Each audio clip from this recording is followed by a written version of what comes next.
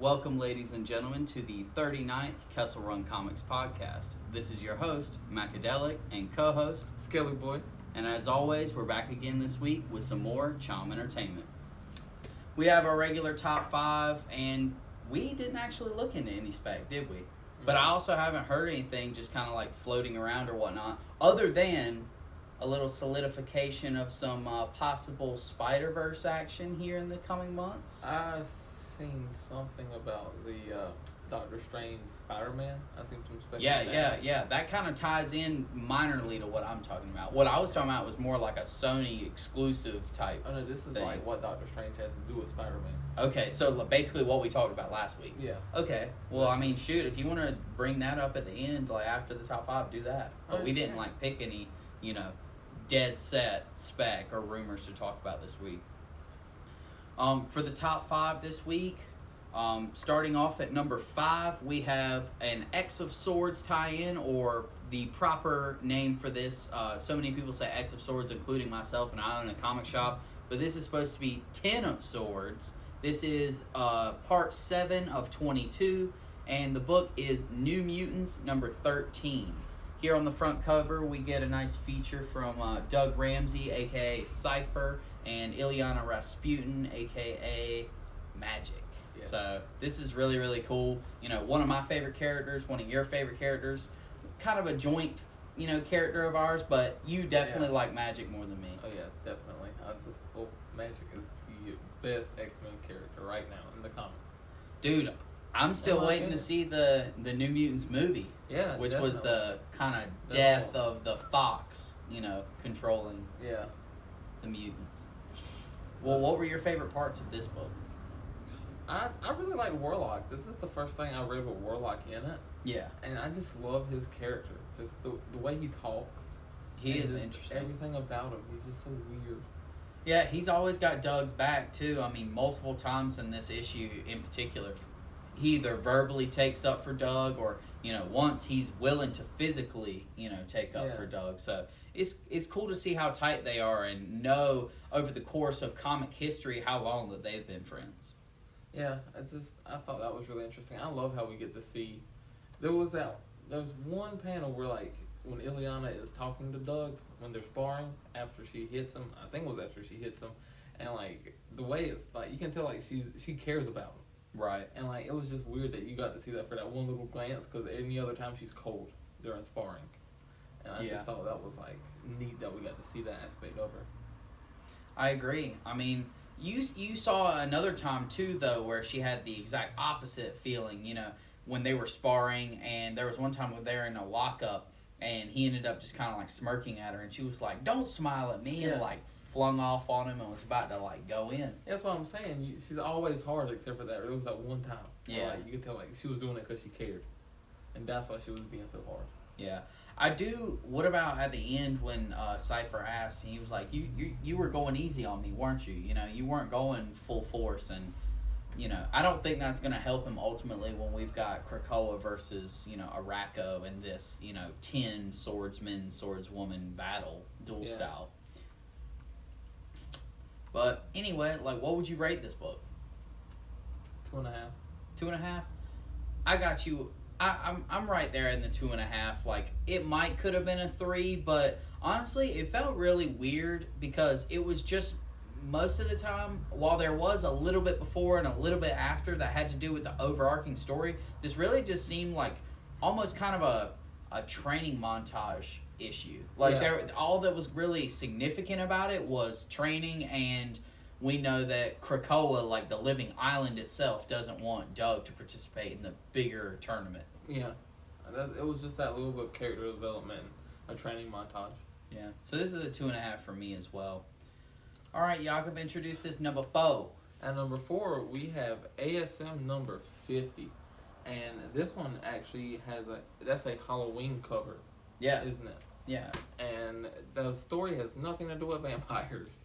Nope. At all. It's a continuation. And I don't know, I was kind of a little bit upset because for some reason I really thought it was going to be a vampire story. Yeah. That variant cover is really misleading. That's a horror variant Marvel's been putting out for specific titles, especially their heroes. they've been putting out just these different style spooky covers. Like last week or week before last for X-Men number 12. X-Men number 12 had one with Cyclops as a zombie. It had Wolverine as like kind of a hulking, I don't know what type of character it was, but it was just like a bigger type character. And then it had a female character. I want to say it might have been Jean. Yeah, because I think it was the triad of Cyclops, Jean, and Wolverine on the front cover. And Jean was like a witch. And nice. yeah, it was kind of a cool cover, but it didn't bait me in as much as this one did. I thought this was super cool, seeing a Spider-Man on the front cover with two swords. It's a sword and a stake. Oh, it is? Mm-hmm. I got you. I thought it was two swords, but I didn't look very close. But, dude, that kind of makes it even cooler, because that's almost like a what-if story of, you know, if Spider-Man and Blade were to be, like, mixed. Yeah. That would be super cool. Yeah, it's very much a mix of Spider-Man and Blade. But the story itself. Yes, I do want to talk about the story. Boy, Sin Eater, he did not go down like a man. Mm-mm. I'm upset about how the boy went down. Yeah, he really did just kind of got shut off like a light switch. Yeah, you know? It just turned off like, oh well, there it goes. But that kind of, you know, that gave me a little bit of hope. The one good thing I could take out of that was that set up the stage for, okay, Kindred does look type nice. Let's actually see how nice he really is. And I hope this story arc that this is starting, you know, with this beginning a new story arc, I really hope that Kindred is going to just be in this Last Remains arc just as dominating as we've been waiting for. Because, you know, with him appearing in the first issue, getting named in the 24th issue, and then this being issue 50, and we still don't really know anything about him. Very, very little. Well, we learn a little bit in this book on that last page. Yeah, if it's true, then we've got an answer. Yeah, like, that you know, explains so much. It does. Because, like, Kindred, the whole time, like, the one common thing that he has constantly been saying, both in Peter's dreams, but also to the other characters that he's been affecting, like, around Peter, are, you know, we have a long-standing relationship. Like, I've been, you know, part of your life for a long time. Yeah, he's always like, you know who I am, but right? You don't. Yeah. And God, if that, ooh. Yeah, it's gonna turn out to be wild. I hate that all my cover A's were damaged. I'm having to wait for those replacements. But give me your rating on this book. It's a solid 3. This one's a 3. For me, it'd probably be like a 3.5. Like I liked it pretty good, but not too ridiculous or anything like that. You know, it was an ASM issue. I'm just glad we got that, you know, extra bit about Kindred. I just, you know, until we get, you know, solid evidence that that's the truth, I'm not going to get my hopes up too high. Yeah. But if that is true, then that instantly makes this a point higher, and this would be a 4 if it were confirmed in some way, shape, or form. Yeah, more than a delusion. Definitely. All right, ladies and gentlemen, we are going to move on to number 3, and for number 3 on our list, we have a Star Wars book, and you know it had to be my pick if it was a Star Wars book. This is Star Wars Darth Vader number 6, featuring the Emperor on the front cover and Vader, but primarily the Emperor. And this is a cover that so many Star Wars fans, just based on the cover, when we saw it's listed, it got you excited, you know? It's got almost the Emperor kind of toying Puppet Master style with Vader, and he really does pretty much puppet style master torture Vader in this issue. Yeah, definitely. And this was a really good week to have the Vader statue up there. Yeah, it really I was. didn't even think about that whenever you said you wanted Vader. But yeah, boy, I thought about it like split second after you, because I let you get first dibs. If you had picked, you know, whatever, I was just going to let you go. And since, like, you picked Carnage, I was like, oh, man, that's an awesome statue. What can I, like, bring to the table that's going to, like, kind of be almost equal? Because there's really nothing in my case right now that matches Carnage in the same way, you know? Yeah, next week I want the Hulk. Jeez, yeah, just put Hulk and Wolverine. What if we did that together and just, like, put it on the table as, like, one? We could. I'd be down to do that. What's up, MJ? But what was I want to hear you talk more about this book, because I could, you know, talk volumes about this issue and how cool it was. Talk volumes about anything Star Wars. Yeah. But with this issue, I personally, I don't know, I liked it, but it just didn't appeal to me, if that makes sense. I the Emperor was acting like the Emperor, how I expected him to act. Right. Vader was being Vader, it was nothing. I felt like there was no new development or anything. It was just a character interaction. Yeah. And it went how I expected it to go. There wasn't no big surprise in it or anything.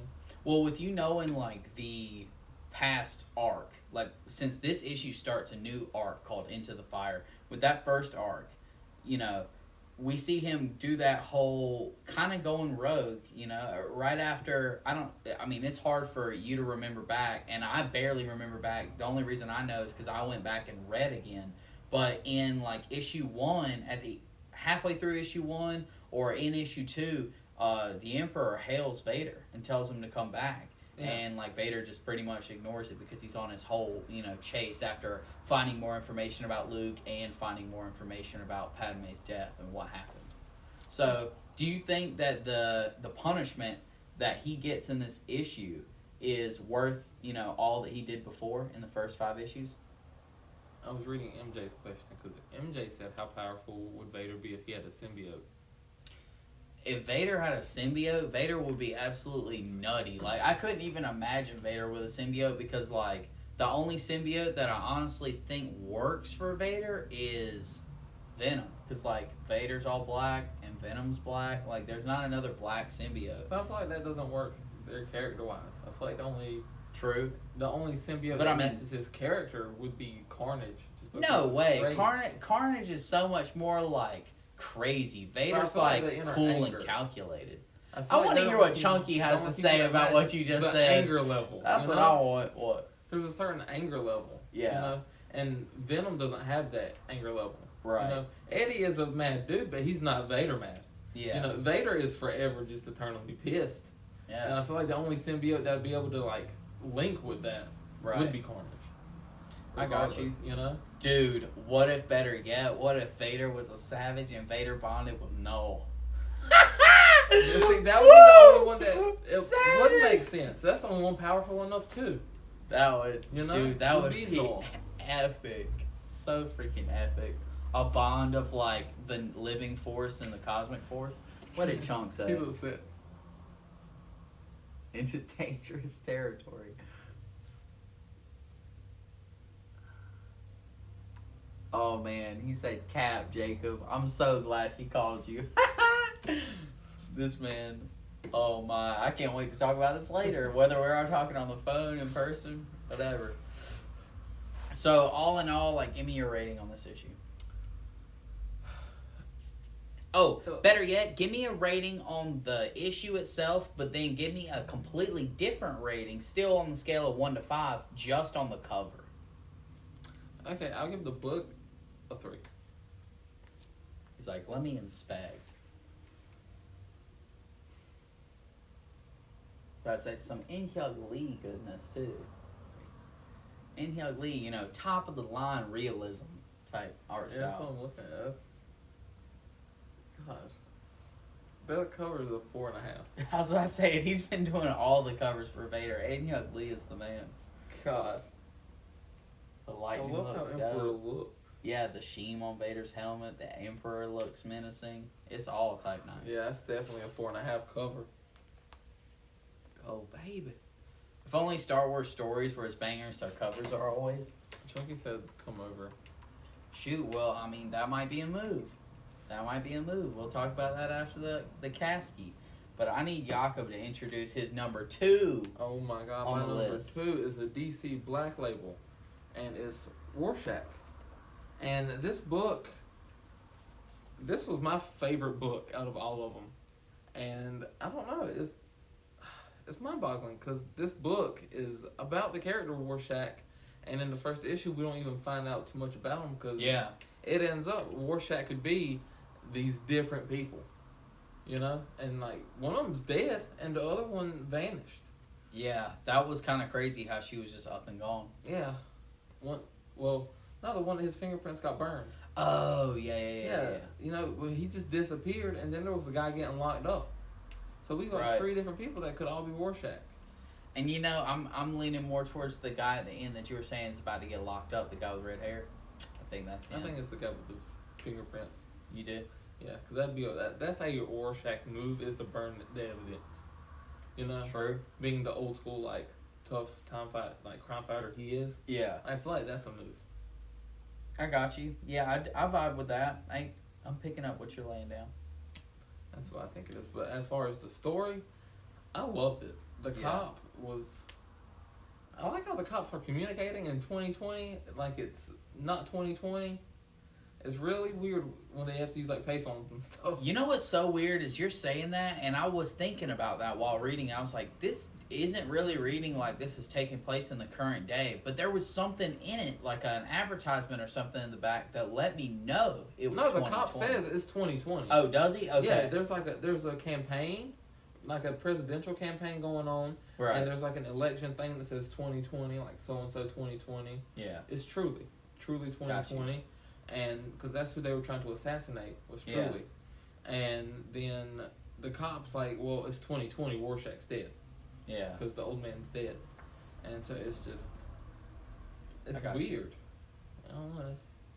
It's an interesting take to still have payphones in 2020 because they have cell phones. But it's like not a common thing, remember? Right. Because the thieves were like, we'll take that fancy phone. Yeah. Like it's 20, like in modern 2020, like no one says that. Yeah, definitely. No, it's like, oh, give me your phone. It's a phone. It's nothing fancy about it. Everyone has Right, it. yeah. Most of the time they have passcodes on them, so you can't even get in a phone anyway. To be honest, the way I felt about this issue is I felt like it has some upside, but at the same time, like, it really didn't give me, like, what all I wanted. I would like more about Rorschach and less of a mystery. And I guess since he's kind of like a detective, PI type, you know, work from the shadows, we're going to get some sort of like mystery with the first issue. I just really wish that like Rorschach himself was a bigger part, maybe possibly doing something like a narration. I mean, that would have been cool, but I'll take it for what it is. This one for me is just like a 2.5. Really? Yeah. I just really love that there's a cop looking for Rorschach. And like, you know, that's just, it's a game of cat and mouse. Yeah. You know, that's what it's going to turn into. And like, I'm really looking forward to the second issue being that, so I got to give it a 4. Yeah, this could be an awesome 6-part series. Yeah.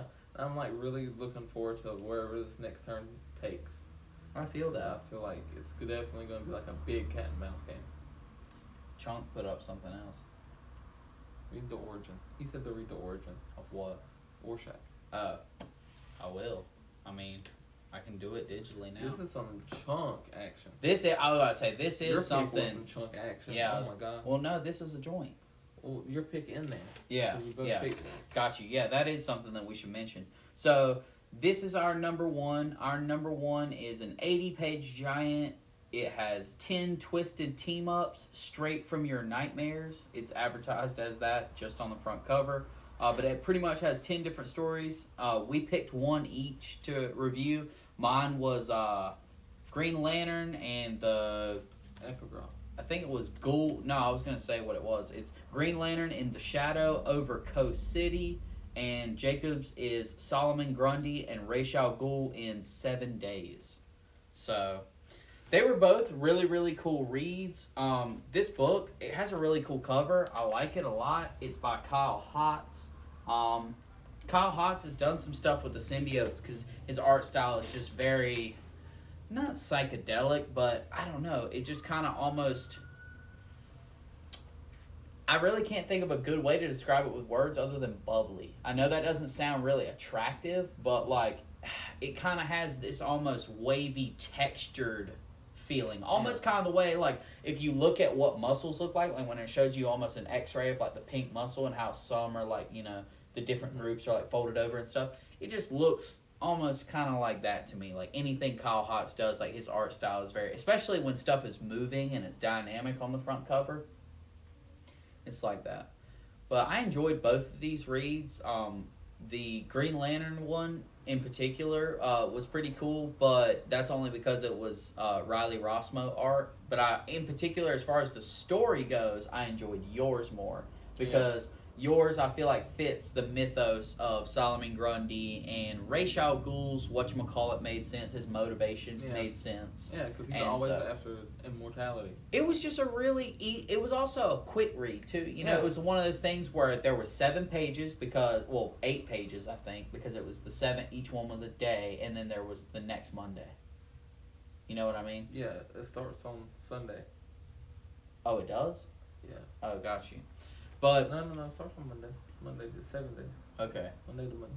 So yeah, so it goes Monday to Monday, and it was just like super cool to see that like the whole process. Like I said, each page was just like a day of the week, so it was really, really cool to see just some little part of the action in that story happen. And it didn't seem like they were jumping around too much, but they kind of were. You know what I mean? Like, it would show this process of Ra's al Ghul and Talia killing Grundy, and then it would show them doing this and then that, and I liked it. Yeah, it was. Tell me what you thought. I mean, that's your boy, Solomon Grundy. I love Solomon Grundy, and I love how it followed the nursery rhyme. Like, each Mhm. page had a little line at the bottom, and I just love that because that's Solomon Grundy. You know, that's how he was made. Right. He was a nursery rhyme before he was a DC villain, and I just think that it's really he's a neat character, and I think Ra's al Ghul is someone that would try to like steal his power.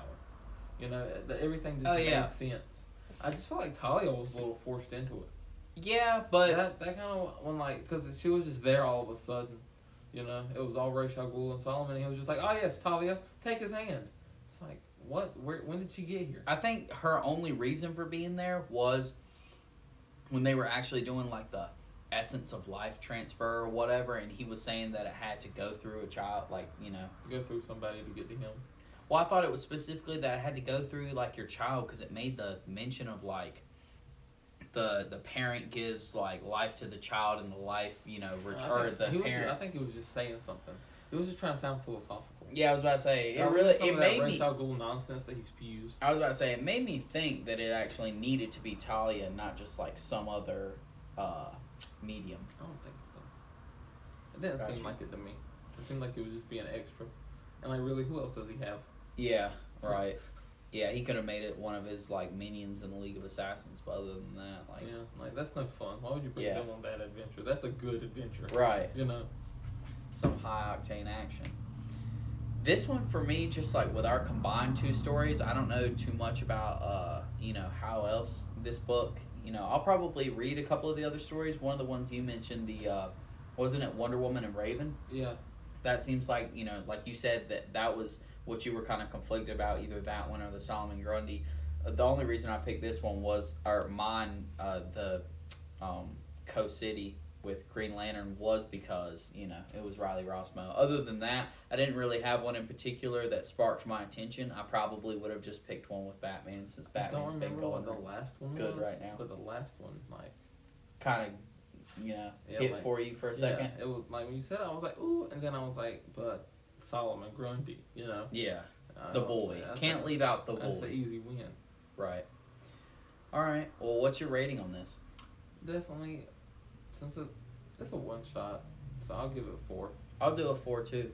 I liked it, and I think the other stories definitely have potential. With just these 2, you know, out of the 10 being this good, I think the other 8 could be pretty good too. I mean, I flipped through the Wonder Woman one and Raven one, like when I was flipping to mine. Yeah. I flipped a little slow through it. I didn't read nothing. I flipped a little slow just to see what was going on. It seemed interesting. Yeah. I got you. Well, ladies and gentlemen, that concludes our top 5, but Jacob, do you want to elaborate a little bit on that piece of spec you were talking about? I don't remember who posted it because I didn't really read it. I was just scrolling through Facebook and it popped up and I was like, oh. Ooh, cool, spec. Yeah, but then I like closed out Facebook because I got busy and then I reopened it and it was gone. Yeah. But someone was saying that Doctor Strange is going to be how all the different Spider-Men end up meeting in the next Spider-Man movie. That would be interesting. Because they're saying that it's going to have like the Andrew Garfield Spider-Man and like all of them. Yeah, Andrew Garfield, Tobey Maguire, and Tom Holland all teaming up. That's what I couldn't remember. Yeah, it's the OG. You got to remember Tobey. We were talking about that earlier. How like remembering actors is like just so not like what our generation does. Yeah, besides you. Yeah, I was about to say. All of them. Well, that's only because, like, I make sure to remember them with, like, being all into, like, pop culture and all of that sort of thing. But how would you feel if that happened? If he, like, brought them from their own dimensions? I think that is probably, like, a perfect way to do it, being that the movie is called Multiverse of Madness. It would make sense that there is some direct effect or some direct development with a multiverse, whether it be with the MCU multiverse, whether it be with that Spider-Verse. However it needs to happen, I think that it's a good outlet for such. Nice. Yeah. Same, I feel that. I mean, there's, like, it works. Yeah, You know, it does. Solid theory.